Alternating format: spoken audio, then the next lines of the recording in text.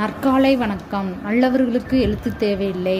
ஒரு குடும்பத்தில் தந்தை திடீர் என்று இறந்தார். தந்தையின் டைரியில் நண்பர் ஒருவரிடம் ரூபாய் 1,00,000 கடன் வாங்கியதாக தெரிய வந்தது. மகன் அதிர்ச்சி அடைந்தான். அப்பாவின் நண்பரை சந்தித்தான். ஏன் என்னிடம் இது பற்றி சொல்லவில்லை என்று கேட்டான். அதற்கு அவர், உங்க அப்பா பல நேரங்களில் எனக்கு உதவி செய்தவர்.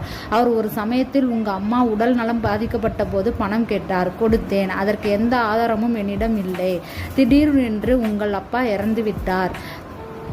ஆனாலும் பல இடங்களில் நாம் சந்தித்த போதும் இது பற்றி பேசாததற்கு முக்கிய காரணம், கடன் வாங்கும் போதே இது வீட்டிற்கு தெரிய வேண்டாம் என்று சொன்னார். அவர் இறந்த பிறகு அவரின் வார்த்தைக்கு மதிப்பளிக்கணும் என்பதற்காக நான் இது பற்றி உங்களிடம் பேசவில்லை என்றார். மகன் உடனே பணத்தை திருப்பி கொடுத்தான். நண்பர் நெகிழ்ந்தார். இக்கதையின் பாடம், நல்லவர்களுக்கு எழுத்து தேவையில்லை, கெட்டவர்களுக்கு எழுதியும் பயனில்லை. நம்பிக்கையும் பண்பும் தான் மனிதனை உயர்த்தும். இன்றைய நாள் இனிய நாளாக அமையட்டும். இதுவரை நமது சேனலை சப்ஸ்கிரைப் செய்யாதவர்கள் சப்ஸ்கிரைப் செய்து கொண்டு பெல் ஐக்கானையும் ப்ரெஸ் பண்ணுங்கள். வீடியோ பிடிச்சிருந்துச்சுன்னா லைக் பண்ணுங்கள், ஷேர் பண்ணுங்கள், கமெண்ட் பண்ணுங்கள்.